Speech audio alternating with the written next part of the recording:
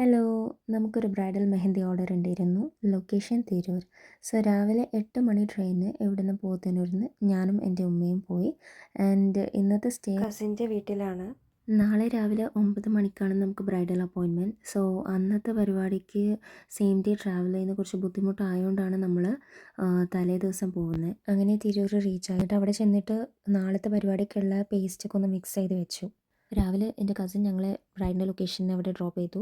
Bride വേറെ ആരുമല്ല, എൻ്റെ ചൈൽഡ്ഹുഡ് ഫ്രണ്ടാണ്. ഞാനും എൻ്റെ കസിനും മോസ്റ്റ്ലി സ്കൂൾ വെക്കേഷൻ ടൈമിൽ ഇവളെ വീട്ടിൽ തന്നെ ഉണ്ടാവുക, കിച്ചൺ ഗെയിംസൊക്കെ കളിച്ചിട്ട്.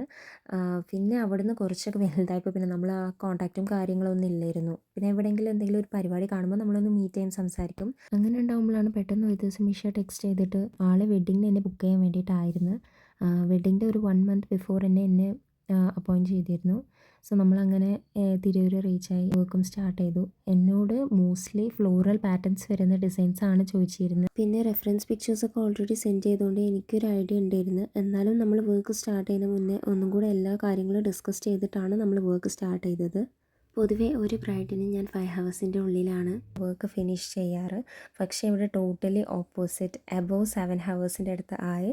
ഇത് നമ്മൾ കുറേ കാലങ്ങൾ കഴിഞ്ഞ് കാണുന്നതുകൊണ്ട് തന്നെ ഒരുപാട് കാര്യങ്ങൾ സംസാരിക്കാനുണ്ടായി. അങ്ങനെ സമയം പോയത് തീരെ അറിഞ്ഞിട്ടില്ല. അങ്ങനെ ബ്രൈഡ് ചോദിച്ച പോലെ തന്നെ നമ്മൾ ഡിസൈൻസ് എല്ലാം പെർഫെക്റ്റ് ആയിട്ട് ചെയ്ത് കൊടുത്തിട്ടുണ്ട്. ഇതുപോലെ for more henna vlogs please to follow Ambreen henna. Thank you. അടിപൊളിയായിട്ടുണ്ട്. നല്ല സൂപ്പർ. ഞാൻ വിചാരിച്ച പോലെ തന്നെ മാഷാ അല്ലാഹ്.